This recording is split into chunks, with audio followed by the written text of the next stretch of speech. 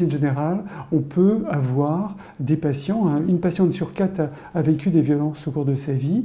Et concernant les violences conjugales, par exemple, on peut avoir 5 fois plus de pathologies, un risque augmenté de 5 fois plus de pathologies psychiatriques, 2 fois plus de dépression, 25 fois plus de tentatives de suicide, des conduites à risque, des abus de substances, bien sûr un stress post-traumatique, des grossesses non désirées, des fausses couches, 8 fois plus, des IVG.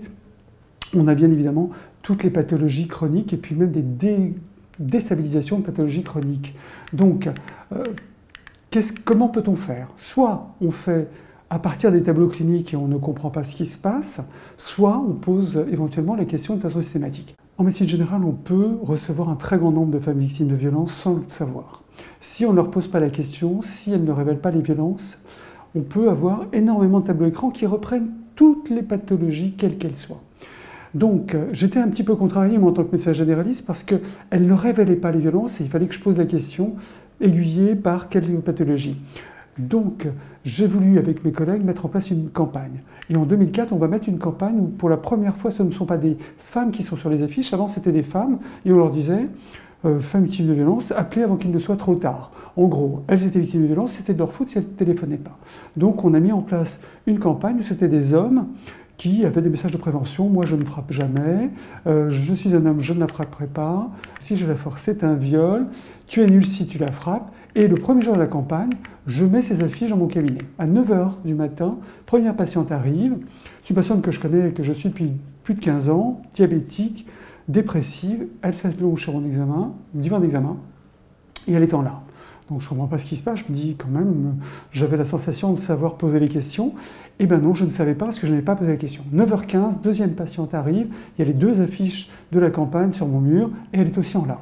Donc, je commence à m'inquiéter, je me dis, il y a un problème, ça serait peut-être intéressant de faire une étude systématique, de questionnement systématique. Et donc, je vais poser 3 questions à 100 patientes qui viennent me voir pour un tout autre motif que les violences. Et je vais leur poser 3 questions. Au cours de votre vie, avez-vous été victime de violences verbales, propos sexistes, humiliants de la part d'un homme, dévalorisants, injures? Au cours de votre vie, avez-vous été victime de violences physiques? Avez-vous reçu des coups, des gifles? Avez-vous été bousculé par un homme, battu? Au cours de votre vie, avez-vous été victime de violences sexuelles, attouchements, rapports forcés, viols? Et ainsi, je vais tomber des nues en 2004, puisque sur 100 patients, plus de 54% déclarent avoir été victimes de violences, 49 de violences verbales, 31 de violences physiques et 21 de violences sexuelles. Et pour les violences sexuelles, 90% de ces femmes ne m'en avaient jamais parlé, et pour cause, je ne leur avais pas posé la question. Alors c'était très intéressant parce que j'ai pu d'abord, remarquer que toutes les femmes n'avaient pas forcément des troubles liés aux violences qu'elles avaient subies. Un certain nombre s'en étaient sortis seuls ou accompagnés par d'autres. Mais pour un certain nombre, il y avait des tableaux cliniques passés, présents et peut-être futurs, qui étaient en lien avec les violences. Donc on a pu en parler et ça a modifié notre relation thérapeutique. En 2007, on fait une deuxième étude parce que Romainville, l'Azimis, on peut dire, mais c'est spécial. Ben non. On demande à 51 médecins et 2 sages-femmes d'interroger 557 patientes. Et on a, en 2007, 62% de patientes qui déclarent des violences verbales, 42% de violences physiques et 17,8% de violences sexuelles. Et là aussi, on a plus de violences, pas parce qu'il y en a plus, mais parce qu'on commence enfin à faire des campagnes sur les violences faites aux femmes. On a aussi fait une campagne à Médecins du Monde qui était importante. Alors c'est auprès de femmes migrantes précaires. Et là, on avait un très grand nombre de violences au pays, un très grand nombre de violences sur le parcours migratoire. Et puis, dans l'année qui a précédé, 42% de violences physiques, de violences psychologiques, 17% de violences physiques et 13% de violences sexuelles. C'était colossal. Et là, il y a en plus un agresseur supplémentaire qui est l'hébergeant. Donc quand on voit toutes ces études, on a même fait une dernière étude sur la violence sexuelle avec une interne en 2013, où 23% des patientes dans des cabinets de médecine générale déclaraient avoir été victimes de violences sexuelles. Donc on sait que les patientes, elles sont favorables à ce qu'on pose la question, et on sait que quand on fait un dépistage systématique, on ne passe pas à côté de 50% des patients qui ont été victimes de violences. Donc c'est vraiment important. On a interrogé les médecins, on leur a posé la question de savoir est-ce que vous avez eu des difficultés à poser les questions dans cette étude de 2007? Non, 80% n'ont pas eu de difficulté à poser la question. Bien évidemment, on avait accompagné d'un petit guide, d'adresses, de mots à dire aux patientes qui révélaient les violences. Et on a aussi posé est-ce que les patientes ont eu du mal à répondre aux questions? Et 80% des femmes disent non, je n'ai pas eu de mal à répondre à la question. Et devinez quoi? Évidemment, quand les femmes n'ont pas de mal à répondre à la question, c'est que le médecin n'a pas eu de mal à poser la question. Donc c'est vraiment important de former les médecins. Est-ce que c'est un intérêt professionnel de savoir si on a été victime de violence? Oui, quand on connaît les conséquences des violences, on sait que c'est un intérêt majeur de poser la question. Et 96% disaient, avez-vous besoin d'être formé? Oui, 70%. Et puis, avez-vous donné une documentation? Oui, pour 60%. Et on sait qu'un téléphone, un mot, une plaquette peut suffire à aider ces femmes pour qu'un jour elles puissent demander de l'aide et s'en sortir. Donc c'est vraiment très très important. Il y a très peu de choses à dire aux femmes. Je vous crois, il n'a pas le droit, c'est la loi, je peux vous aider, vous n'êtes en rien responsable des violences que vous subissez. Rien que ces mots-là, c'est essentiel.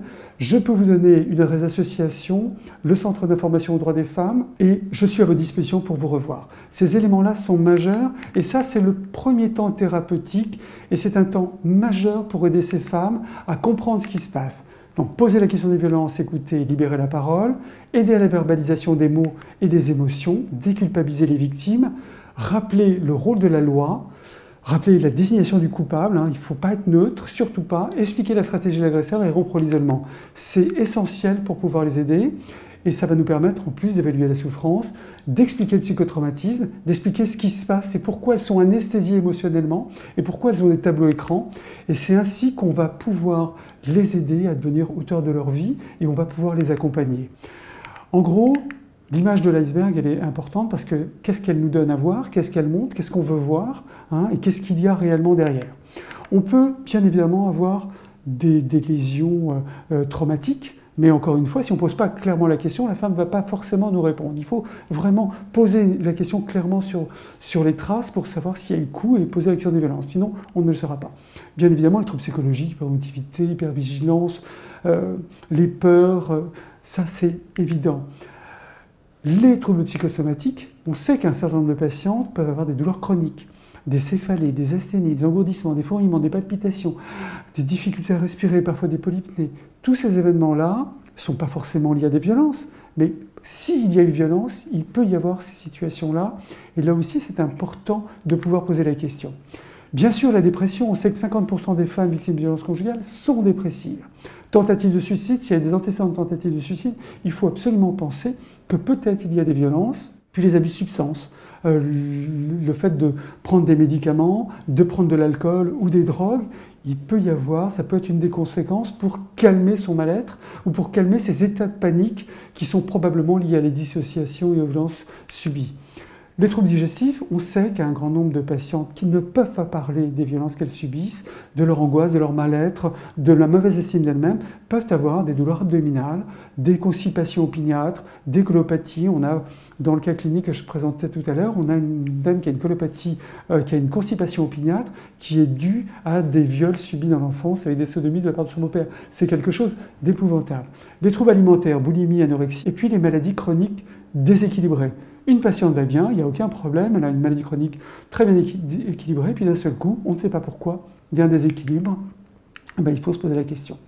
Alors on peut aussi avoir des troubles musculo-squelettiques et des douleurs chroniques. Alors on parle beaucoup de myalgie, on parle aussi de fibromyalgie ou d'arthralgie. On sait que dans les états de peur et d'hypervigilance, il peut y avoir des contractures permanentes. On sait aussi que quand il y a dissociation, il n'y a pas forcément conscience des traumatismes ou une anesthésie émotionnelle et c'est le corps qui réagit. Et là, en l'occurrence, on peut avoir ce type de tableau. Et puis en gynécologie et obstétrique, bien évidemment, les douleurs pelviennes. Donc toujours poser la question de savoir comment se passent les rapports, est-ce que c'est toujours vous qui décidez? Les IST répétés, si on n'a pas réussi à prendre soin de soi. Les problèmes de vaginisme, de difficultés à la pénétration, les refus d'examen. Et puis la grossesse, c'est vraiment un moment important. Et les IVG fausses couches. On sait qu'il y a 8 fois plus de fausses couches. On sait que 23% des femmes qui demandent une IVG demandent ces IVG pour des raisons de violence.